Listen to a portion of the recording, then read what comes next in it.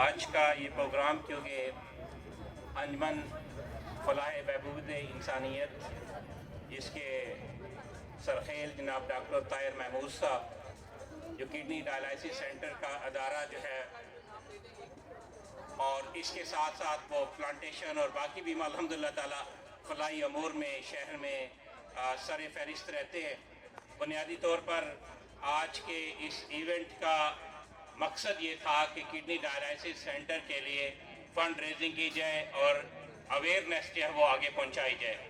ہماری ذمہ داری جناب ڈاکٹر طاہر صاحب اور عبد الماجد عرف ملک مونی صاحب نے لگائی تھی کہ پرائیویٹ سکولز اور کالجز کے طلباء و طالبات کو اس میں انوالو کیا جائے، جس میں اسپیشل ایجوکیشن سے ڈاکٹر امجد انصاری صاحب، خواجہ ظفر صاحب دوبیہ اسکول سے اور دیگر ہمارے جو اسکول صبح سے آ رہے ہیں۔ بنیادی طور پر اس کا مقصد یہی تھا کہ یہ اویئرنیس جو ہے وہ ان بچوں تک پہنچائی جائے۔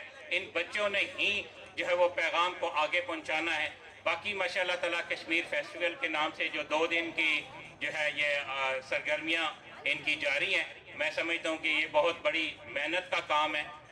اس کو اور بھی زیادہ بہتر کیا جا سکتا ہے۔